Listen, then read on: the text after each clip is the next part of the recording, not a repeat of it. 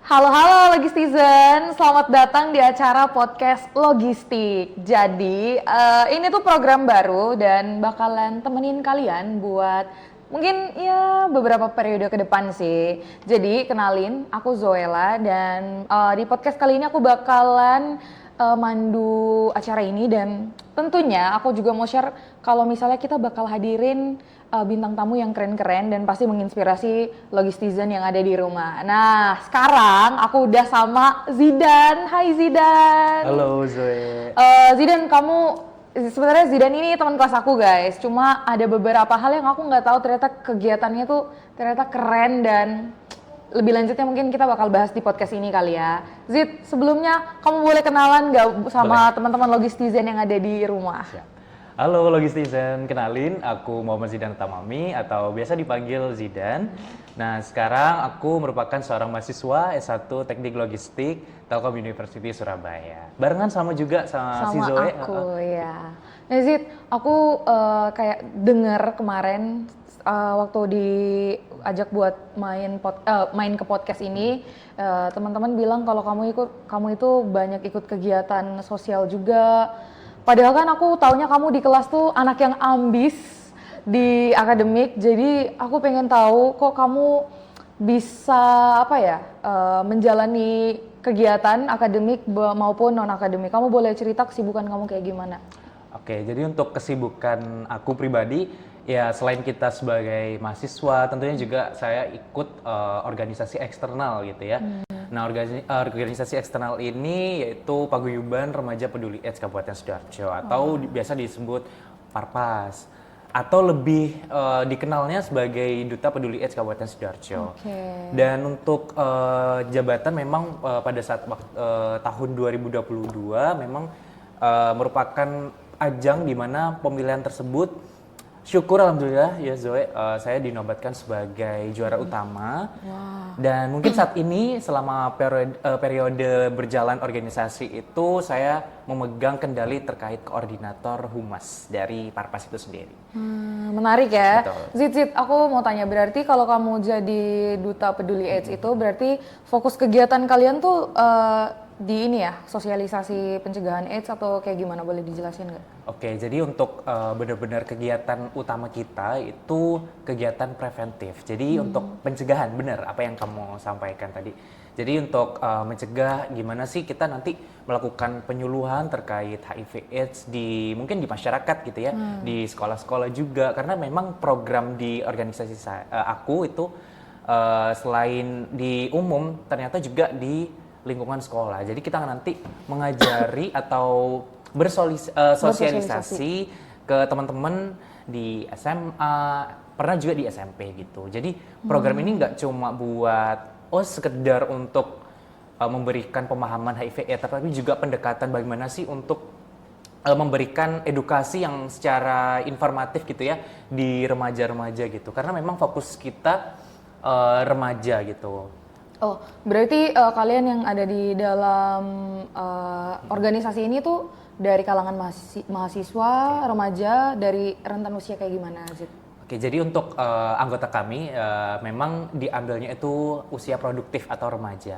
Untuk rentan dari umur itu sendiri dari umur 15 tahun sampai 22 tahun gitu. Wah. Jadi memang nggak terlalu Nggak ada gap generasi ya? Betul, jadi memang semua itu bisa join, tapi dengan benar-benar dedikasi teman-teman, ilmunya juga harus mumpuni gitu ya terkait HIV. Benar-benar. Terus kalau kegiatan kampus, kamu ada ikutin kegiatan kampus atau gimana?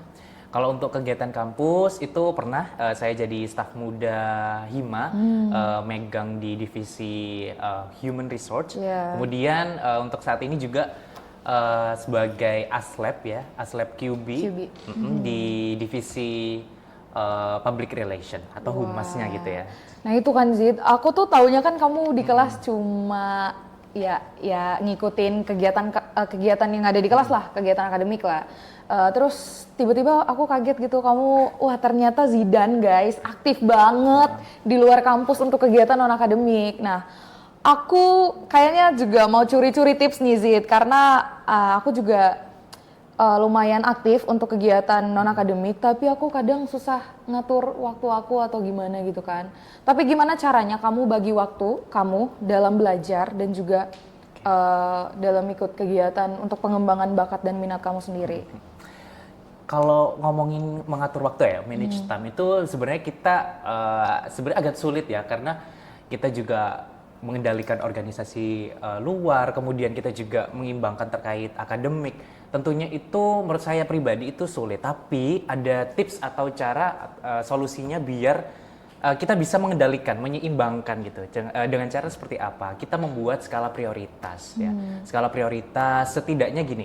Kalau semisal di organisasi kita ada pertemuan nih, kita harus tahu dulu di kedepannya, di hari esoknya itu di kegiatan akademiknya itu apakah ada yang benar-benar urgent. Sebenarnya kalau bisa ngomongin ya, skala prioritas saya itu kita memang fokus di kampus itu memang untuk akademik. Tapi yang akademik ini jangan sampai kalian lupain gitu. Jadi benar-benar diatur sedemikian rupa bahwasannya waktu itu yang terpenting adalah memang untuk akademik terlebih dahulu. Tetapi kalau bisa kita seimbangkan dengan non akademik, seharusnya memang bisa gitu ya. Dengan tingkat urgensi ataupun yang lebih penting itu mana, mungkin gitu. Ya sih, kadang juga kalau misalnya kita lagi dikejar deadline ya pasti lihat betul. Mana yang lebih duluan terdekat diminta gitu ya. Untuk dikumpulin betul. Kan. Oke, berarti perhatiin skala prioritas juga ya. Nah, kayak kamu tuh kan ini ya Zid, aktif di kegiatan luar kampus. Nah terus ketika kamu masuk organisasi-organisasi luar kampus, itu karena apa? Kira-kira apa yang membuat kamu tuh tergerak hatinya buat ikut organisasi tersebut? Apakah karena kamu lihat temen mungkin? Karena aku emang pernah kayak karena temen aku banyak di sana, aku kesana deh gitu. Kayaknya nyaman di sana. Tapi at the end ya karena aku ngerasa ini bukan basic aku, jadi merasa terbebani gitu. Itu kamu gimana sih ngikut organisasi kayak gitu karena apa? Oke, untuk gimana sih awal mula aku bisa terjun ke organisasi ini, mungkin ceritanya cukup panjang sih. Kalau bisa diceritain ya mungkin awal-awal itu aku dari SMA itu ya, dari SMA sebenarnya dulu bukan duta peduli AIDS ya teman-teman. Jadi saya dulu itu ikut seleksi 2 kali di duta wisata, tapi memang belum kesempatan. Jadi memang perlu pengorbanan gitu ya. Jadi setelah dari itu langsung move on nih, kayak aduh kalau misal gagal terus tapi aku harus coba yang lain, karena kita tahu ya kesempatan itu pasti bisa datang dari kita yang mau gitu ya. Jadi nggak cuma ngandelin satu opsi aja, tapi kita harus bisa ikut, tetap semangat buat ikutin yang lain gitu ya, nggak putus asa sama. Nah, jadi memang harus benar-benar tetap semangat juga itu ya tadi, sama belajar. Karena memang di bidang AIDS itu sendiri ya, saya itu memang belum benar-benar tahu dan paham. Tapi ketika saya mulai mengikuti ajang ini karena memang sudah ada pendaftaran, kemudian saya memanfaatkan waktu di masa SMA saya itu saya selama kurang lebih 2 bulanan untuk mempelajari HIV/AIDS itu sendiri. Karena memang untuk seleksinya juga sangat ketat sekali ya, mulai dari tes untuk pengetahuan dan lain sebagainya, karena memang itu balik lagi fokusnya di HIV/AIDS, dan itu benar-benar dari SMA karena kegiatan juga banyak di SMA. Oh ya, aku belum sempat singgung ya. Kalau di SMA itu saya ikut ekstra di bidang jurnalistik dan juga announcer di radio sekolah saya. Sorry, berarti kamu suka nulis juga, suka bicara public speaking juga ya, Zid? Dari SMA itu memang udah sebenarnya kalau misal komunikasi itu belum sepro gitu ya, pro banget enggak. Tapi kan kita dilatih di situ, kita belajar, kita mulai adaptasi dengan gimana sih cara komunikasi.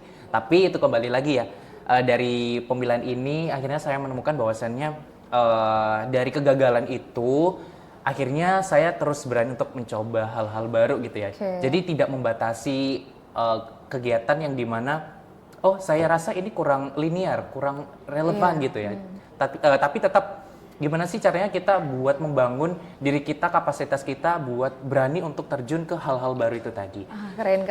Karena aku kalau aku mau ngikutin sesuatu tuh berawal dari oke, kayaknya aku suka deh ini dan bakal aku coba. Tapi kayak buat mulai kayak hal baru itu kadang kayak bisa nggak ya, ada overthinking kayak gitu juga nggak sih? Oke, pastinya ada ya, karena kita tahu kalau misal ajang pemilihan seperti itu, duta-duta, kita juga bersinggungan dengan peserta-peserta lain. Tentunya juga punya kapasitas pemikiran, pemahaman yang mungkin kalau kita pikir gitu, oh kayaknya anak ini lebih oke deh daripada aku. Tapi setidaknya gimana cara kita buat, nggak apa-apa, kita harus benar-benar yakin gitu ya, komit pada diri kita. Saya pasti bisa. Aku pasti nanti bisa nunjukin yang terbaik, menampilkan yang terbaik, kemudian apapun yang saya pelajari pastinya nanti Bakal berguna bakal suatu saat berguna nanti. gitu. Oke. Jadi untuk persaingan pasti itu ada, tapi jangan jadikan persaingan itu seperti lawan gitu ya. Iya. Kita membangun koneksi, kita membangun relasi, kemudian saling bertukar pikiran di situ, dan akhirnya kita sama-sama juga gitu, sama-sama dalam berjuang di situ. Ya akhirnya memang di saat itu seleksi-seleksi sudah berjalan, kemudian karantina, memang alhamdulillah syukur ya teman-teman mendapatkan kesempatan yang luar biasa, bisa menjadi finalis, kemudian di malam penobatan juga atau grand final. Tidak menyangka sekali sebenarnya waktu itu dinobatkan sebagai juara utama itu. Wah, keren Itu ya. sih. Terus kan kamu jadi duta nih ya, Zid ya. Aku emang fun fact, aku pernah jadi duta guys. Tapi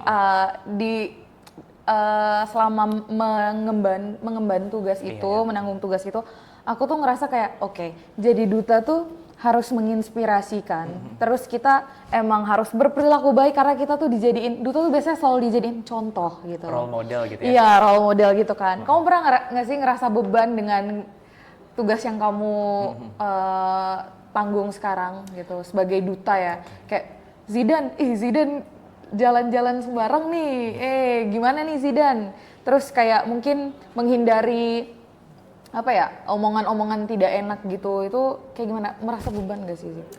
Kalau aku pribadi ya, pengalaman sebenarnya nggak beban, karena apa? Dari pertama kita mulai untuk terjun ke dunia duta atau menginspirasi ke masyarakat itu tentunya harus punya niatan. Iya, Kalau harus mencintai dulu bener, ya, gitu ya. nggak boleh kayak jalani aja deh gitu ya.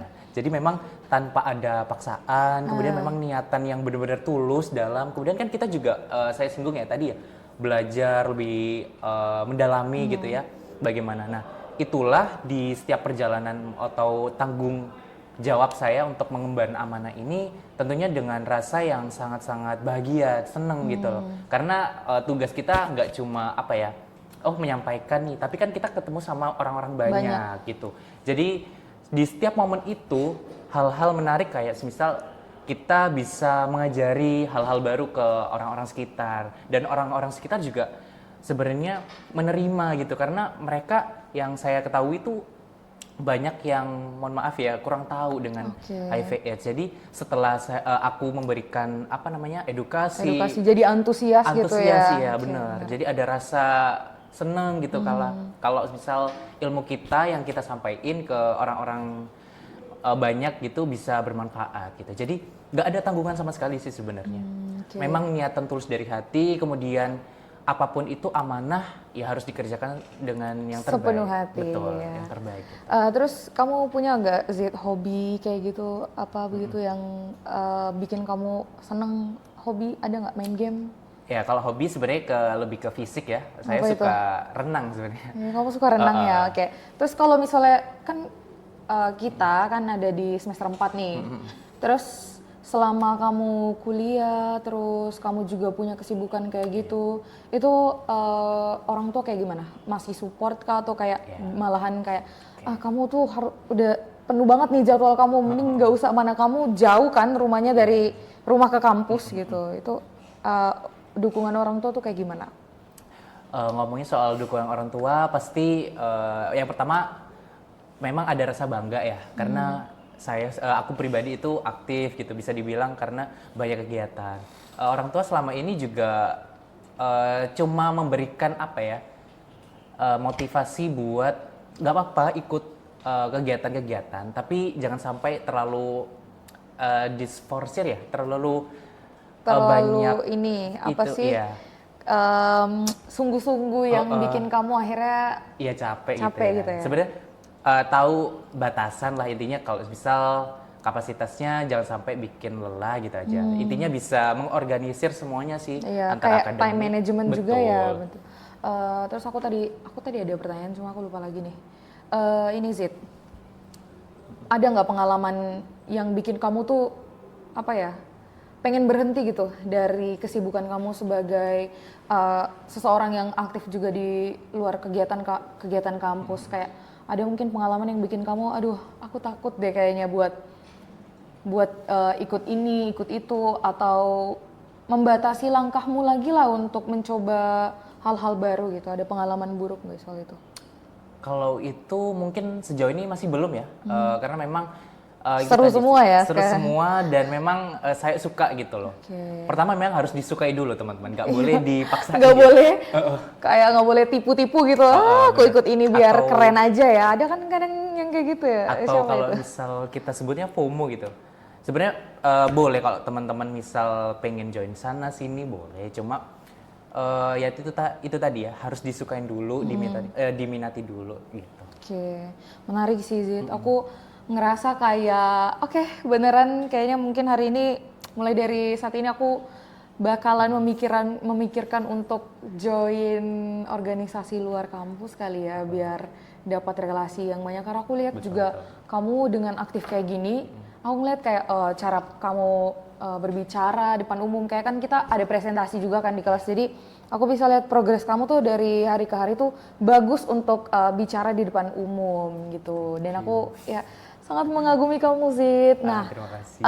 terus aku mau kamu ini dong Zid, menginspirasi teman-teman Logistizen nih buat menginspirasi teman-teman buat apa ya, tidak hanya berada di zona nyaman mereka kali ya. Karena ya sebagai mahasiswa udah siapa sih yang mau sibuk, sementara sibuk kuliah tuh wah penuh banget dengan tugas-tugas gitu. Jadi coba kasih apa ya, motivasi, mungkin pesan dan kesan kamu untuk teman-teman untuk memotivasi teman-teman Logistizen. Oke, jadi mungkin untuk pesan aku pribadi untuk teman-teman Logistizen ataupun semuanya yang lagi nonton podcast ini, sebenarnya kita harus tahu dulu dari diri kita pribadi ya. Karena memang untuk mengendalikan semua itu dari diri kita, kemudian ambil beberapa minat kalian, mulai dari langkah kecil dulu. Sebenarnya dari awal itu harus dari langkah kecil, step by step gitu ya, langkah demi langkah, untuk kalian nanti kecenderungan untuk kegemaran nanti minatnya di mana, sukanya di mana gitu. Memang harus tahu dari diri kalian pribadi. Kemudian ikut organisasi yang sekiranya memang mendukung kalian untuk memiliki peluang dalam pengembangan diri gitu ya. Jadi jangan membatasi diri kalian untuk stuck di zona, mungkin zonanya, aduh aku takut nih ikut ini, aduh aku nggak berani nanti gini. Nah jangan sampai kayak seperti itu. Jadi perlu bener-bener kalian tahu bahwasannya kita manusia di sini harus benar-benar belajar untuk terus memiliki potensi yang luar biasa gitu ya, dengan cara pengembangan skill ataupun diri kita gitu.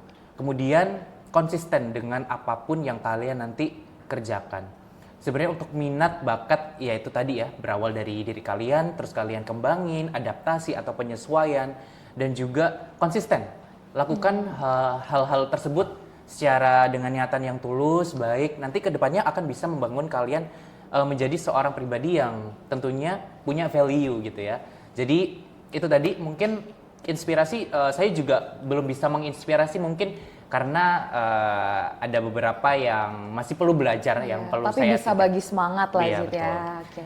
Perlu ditingkatin lagi gitu. Jadi ya itu tadi, minat itu memang panggilan, tapi perubahan itu tindakan. Jadi kalian ambil gitu sendiri. Kelas-kelas Zidan. Oke, thank you banget Zidan udah datang di ini tuh acara pertama kita dan tag podcast logistik pertama kita, dan aku senang banget hari ini aku nggak salah mengundang bintang tamu Zidan, kamu keren banget, terima Thank kasih you. banyak, dan thank you banget buat teman-teman Logistizen yang udah nonton. Semoga acara ini tuh membuahkan hasil yang baik buat kami dan buat teman-teman, dan bisa menginspirasi kalian semua.